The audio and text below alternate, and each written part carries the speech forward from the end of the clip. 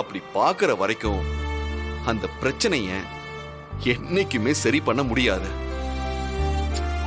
வீரா, உன்னோட ஃபீலிங்ஸ், பாசம் எல்லாத்தையும் கொஞ்சம் தள்ளி வச்சுட்டு, கொஞ்சம் உன்னையும் அப்படியே தள்ளி வச்சுட்டு, வெளியில ஒரு தனி ஆளா நின்னு வேடிக்கை பாரேன். உனக்கு எல்லாமே புரியும்.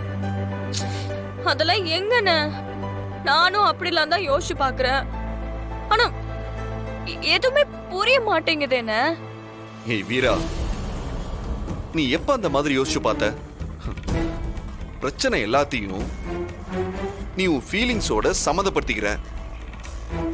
பாசத்தையும் பிரச்சனையையும் ஒன்னா போட்டு குழப்பிக்கிற. அப்புறம் எப்படி உண்மையை கண்டுபிடிக்க முடியும்?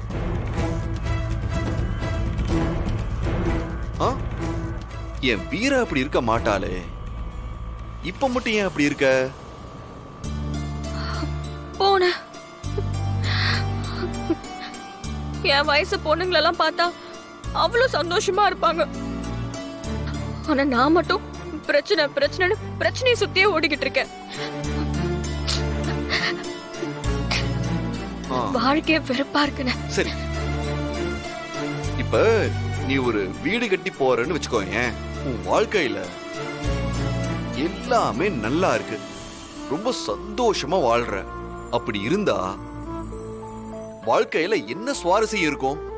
வாழ்க்கைன்னா கஷ்டம், சந்தோஷம், அழுக, வெறுப்பு எல்லாம் தான் இருக்கும். வெறும் 2 மணி நேரம் சினிமா, அதுலயே எவ்வளவு ட்விஸ்ட் எதிர்பார்க்கிறோம். இது 60-70 வருஷ வாழ்க்கைமா. இந்த மாதிரி பிரச்சனை எல்லாம் வரலன்னு வையேன், நாம வாழ்றதுக்கான அர்த்தமே இல்லாம போயிரும். நான் மறுபடியும் சொல்றேன், நீ எதை பிரச்சனைன்னு நினைக்கிறியோ அது ஒரு விஷயமே இல்ல. அதை விட்டு கொஞ்சம் விலகி நின்னு பார்த்தன்னா அத நீ ஈஸியா ஜெயிச்சிருவ. ஏய், என்ன புரியலையா? ஆமாண்ண, இப்ப நான் யார் பக்கம் நிக்கிறதுனே தெரியலண்ண.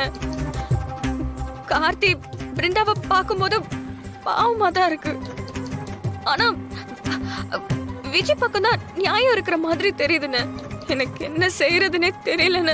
சரி, அண்ணன் என்ன சொல்லிருக்க? என்ன சொல்லிருக்க?